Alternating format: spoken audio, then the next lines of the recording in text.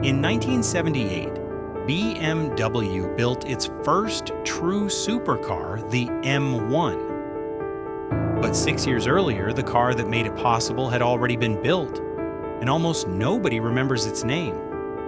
The 1960s had been brutal for BMW. The company had come close to collapse, rescued only by a shareholder gamble that changed its future. By the early 1970s, BMW didn't just want to recover, it wanted to announce to the entire world that it was back. The stage BMW chose was the biggest one on Earth. The 1972 Summer Olympics, hosted in its own home city of Munich. BMW's director of design, Paul Brock, was given an unusual brief. Take the humble 2002 BMW's everyday sedan and turn it into a vision of the future.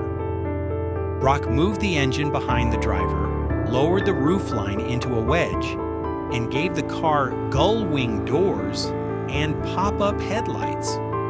The result didn't look like it came from the same company that built the family sedan sitting in it. It looked like it came from another decade entirely.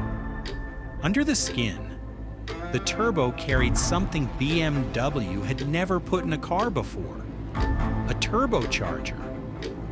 It took the 2002's engine and pushed it to roughly 200 horsepower, enough for a 0 to 100 kilometers per hour sprint in 6.6 seconds and a top speed of 250 kilometers per hour.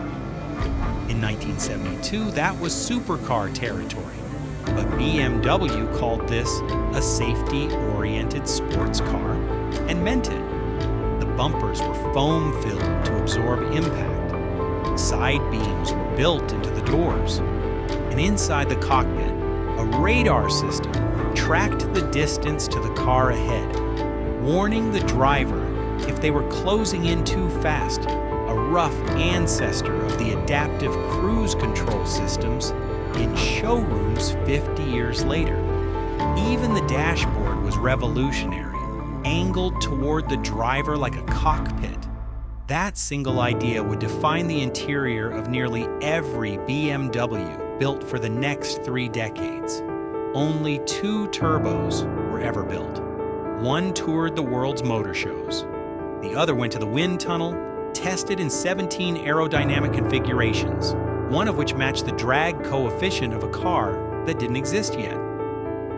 6 years later, that car arrived, the BMW M1. Same wedge, same mid-engine layout, same driver-focused cockpit. The M1 became BMW's first true supercar and the first car to wear the M badge that now defines BMW's entire performance identity. The Turbo's fingerprints didn't stop there.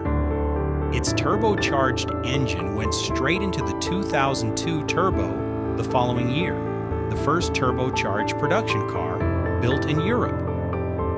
Its shape would echo again in the Z1 and again in the 8 Series 2 decades later.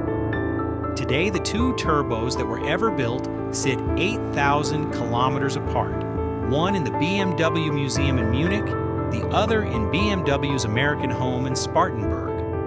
Neither ever went on sale. Neither needed to. Because the BMW Turbo was never meant to be driven by customers.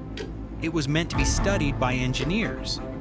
And 40 years of BMW's future drove out of that one design study. This is BMW Dream Stories, where every video is built on real history, real engineering, and the moments that shaped one of the world's most iconic car makers. If stories like this one belong in your feed, subscribe, and come back for the next chapter in BMW's story.